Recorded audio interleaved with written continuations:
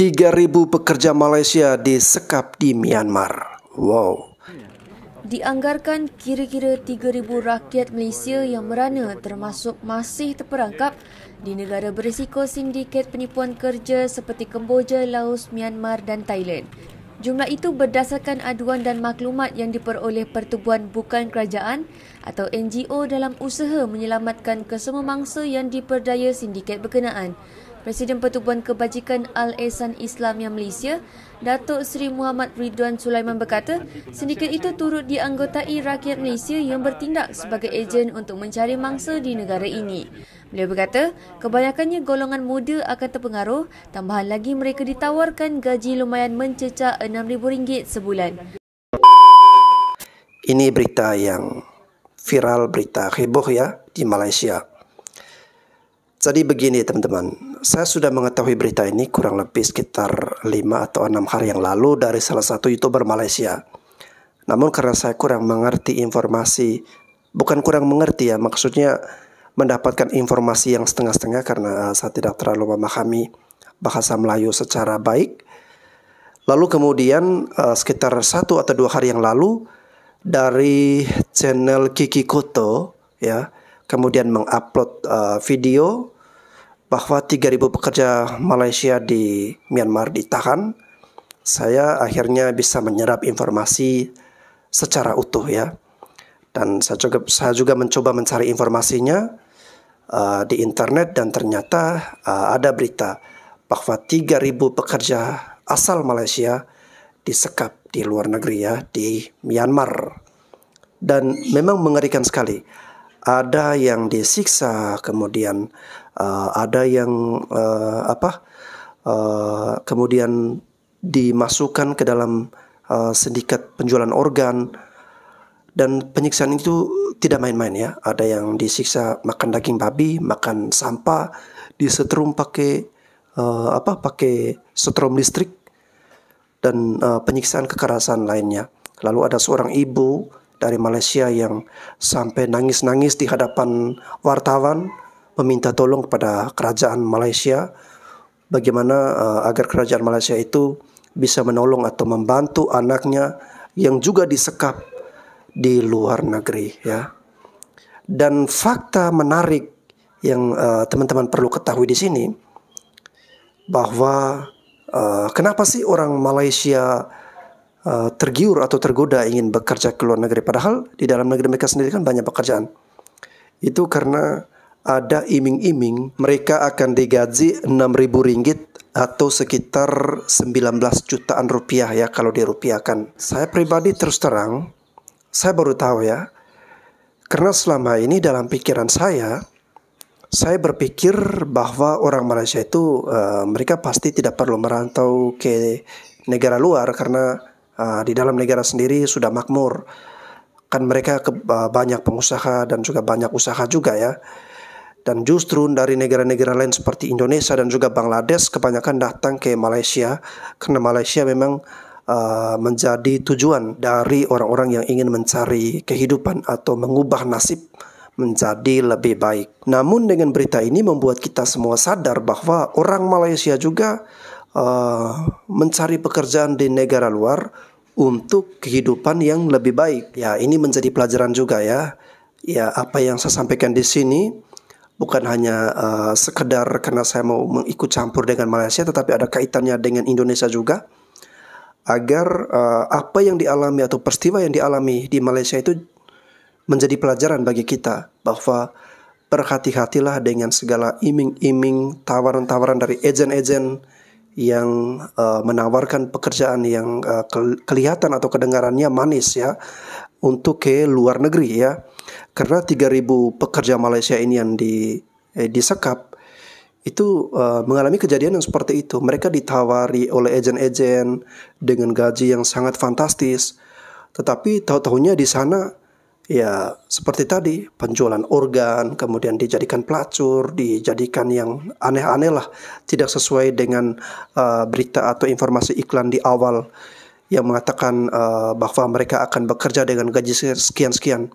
Jadi memang kita perlu mengecek, mencari tahu apa benar informasi seperti itu atau tidak ya. Ya, jangan sampai peristiwa yang dialami oleh para pekerja Malaysia ini dialami lagi oleh masyarakat Indonesia. Lalu berikutnya saya akan mengajak teman-teman, mari kita sama-sama mendengar dan mereaksi video dari Kiki Koto tentang 3.000 pekerja Malaysia yang disekap di Myanmar berikut ini. 3.000 orang Malaysia disandra di Myanmar. Karmakah? Malaysia adalah salah satu tujuan utama PMI atau Pekerja Migran Indonesia untuk mencari pekerjaan dan mengadu nasib untuk mendapatkan kehidupan yang lebih baik. Sebagai negara yang cukup berkembang di Asia Tenggara, namun dengan jumlah penduduk yang tidak terlalu banyak, Malaysia akhirnya sangat membutuhkan banyak tenaga kerja terampil dari negara-negara lain, salah satunya dari Indonesia. Selain terampil dan mudah beradaptasi dengan berbagai jenis pekerjaan, pekerja asal Indonesia juga terkenal loyal atau setia, telaten, tidak neko-neko dan tidak banyak menuntut kepada atasan jika dibandingkan pekerja dari negara lain, sehingga mengakibatkan pekerja Indonesia jauh lebih disukai oleh para majikan di Malaysia dibandingkan pekerja dari negara-negara lainnya. Anggapan yang beredar selama ini di sebagian masyarakat Indonesia adalah seluruh warga Malaysia merupakan pengusaha, kaya raya, dan tidak butuh bekerja, melainkan justru memberikan pekerjaan kepada warga negara lain. Namun sayangnya hal itu ternyata cukup keliru. Salah satu fakta membingungkan dan membagongkannya adalah ternyata masih banyak warga negara Malaysia yang harus banting keringat bekerja di negara lain seperti Singapura, bahkan negara-negara Indochina seperti Myanmar. Sungguh suatu fakta yang membuat kita ternganga dan geleng-geleng kepala. Apalagi statement dan pernyataan-pernyataan sedikit arogan dari sebagian netizen Malaysia yang selalu menganggap bahwa negara mereka sangat kaya dan sebagian dari mereka cenderung merendahkan para pekerja Indonesia. Meskipun hal ini mungkin hanya keluar dari mulut sebagian netizen dan deterjen Malaysia, namun tetap saja hal ini membuat kita miris dan kesal. Apalagi kasus yang terjadi beberapa bulan lalu, yang mana Malaysia secara sepihak melanggar perjanjian dengan Indonesia tentang penggunaan sistem satu kanal atau one channel system milik pemerintah Indonesia, yang menjadi satu-satunya mekanisme resmi untuk merekrut dan menempatkan PMI sektor domestik di Malaysia. Pelanggarannya adalah Malaysia justru secara sepihak menggunakan sistem made online milik negara tersebut yang jelas-jelas melanggar kesepakatan yang telah dibuat dengan Indonesia. Belum lagi kisah pilu meninggalnya 149 PMI di tahanan Malaysia masih sangat segar di pikiran kita. Koalisi Buruh Migran Berdaulat seperti yang dimuat di CNN Indonesia mengungkapkan data dari pihak Kedubes Malaysia yang menyebut 149 warga negara Indonesia telah berpulang di rumah tahanan imigran di Sabah, Malaysia dalam 1,5 tahun terakhir. Kondisi ruang tahanan yang tidak layak dan lambatnya penanganan medis diyakini sejumlah pihak sangat berperan dalam berpulangnya ke rahmatullah PMI tersebut. Dan baru-baru ini terdapat berita bahwa ternyata diperkirakan cukup banyak pekerja asal Malaysia tengah terperangkap oleh sindikat pemberi kerja ilegal di negara lain. Hal ini sebagaimana yang disiarkan oleh kanal berita terverifikasi asal Malaysia, Harian Metro, tertanggal 30 September 2022.